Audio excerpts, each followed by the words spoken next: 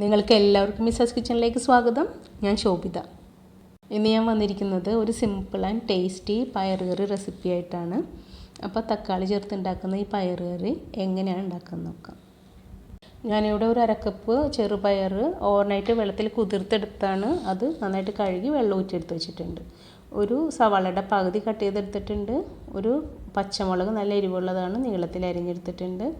പിന്നെ ഒരു 3 വെളുത്തുള്ളി, ഒരു ചെറിയ കഷ്ണം ഇഞ്ചി, ഇതും നീളത്തിൽ കട്ട് ചെയ്തെടുത്തിട്ടുണ്ട്.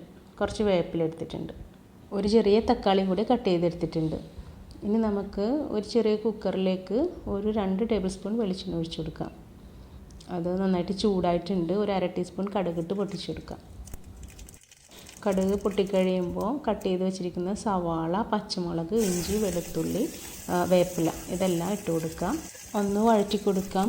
ഇതിൻ്റെ കളറൊക്കെ പെട്ടെന്ന് തന്നെ മാറിക്കിട്ടും, കാരണം കുറച്ച് സവാളയല്ലോ നമ്മൾ ചേർത്തിട്ടുള്ളൂ. അപ്പോൾ അതുകൊണ്ട് കളറൊക്കെ പെട്ടെന്ന് ഗോൾഡൻ ബ്രൗൺ തന്നെ ആകും. അപ്പോൾ ഒരുപാട് നേരം ഇട്ടൊന്നും വഴറ്റേണ്ട ആവശ്യമില്ല. അപ്പോൾ അത് ഇത്രയും മതിയാകും. നമുക്കിനി ഇതിനകത്തേക്ക് ഒരു 1/4 ടീസ്പൂൺ മഞ്ഞൾ പൊടി ചേർത്ത് കൊടുക്കാം. എന്നിട്ടൊന്ന് മിക്സ് ചെയ്തെടുക്കാം. ഇനി അരിഞ്ഞ് വെച്ചങ്ങനെ തക്കാളി ചേർത്ത് കൊടുക്കാം. ജസ്റ്റ് ഒന്ന് വഴറ്റി കൊടുക്കാം. ഒന്ന് മിക്സ് ചെയ്തെടുത്താൽ മതി. ഒരുപാട് നേരം ഒന്നും വഴറ്റേണ്ട ആവശ്യമില്ല. ഒന്ന് മിക്സ് ചെയ്താൽ മാത്രം മതി. ഇനി നമുക്ക് ഇത് കുക്കറിലിട്ട് വേവിക്കാനുള്ള കാരണം അത് സോഫ്റ്റ് ആവേണ്ട ആവശ്യമൊന്നുമില്ല. ഇനി നമുക്ക് ആ കഴുകി വാരി വെച്ചേക്കണം ചെറുപയർ ചേർത്ത് കൊടുക്കാം. ജസ്റ്റ് ഒന്ന് മിക്സ് ചെയ്തെടുക്കാം. ഇനി ഒരു 1.5 കപ്പ് വെള്ളം ഒഴിച്ചു കൊടുക്കാം. ഇനി ഇതിനാവശ്യമായ ഉപ്പ് ചേർത്ത് കൊടുക്കാം.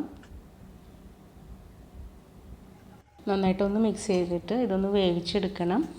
അപ്പോൾ സാധാരണ പയർ വേവിക്കുന്നതിനേലും കുറച്ചും കൂടെ കൂടുതൽ സമയം എടുക്കും, കാരണം തക്കാളി ചേർത്തേക്കണ കാരണം കുറച്ച് വേകാൻ അല്പം കൂടി സമയം വേണം.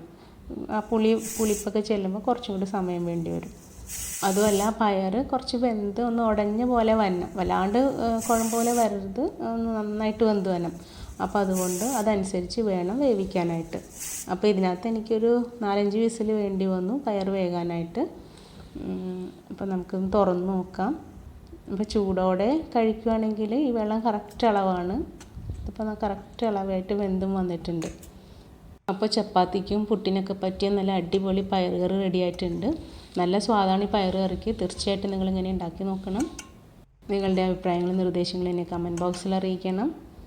ഈ വീഡിയോ ഇഷ്ടമായാൽ ഈ ചാനൽ സബ്സ്ക്രൈബ് ചെയ്യാനും ലൈക്ക് ചെയ്യാനും ഷെയർ ചെയ്യാനും മറക്കരുത്. Thank you.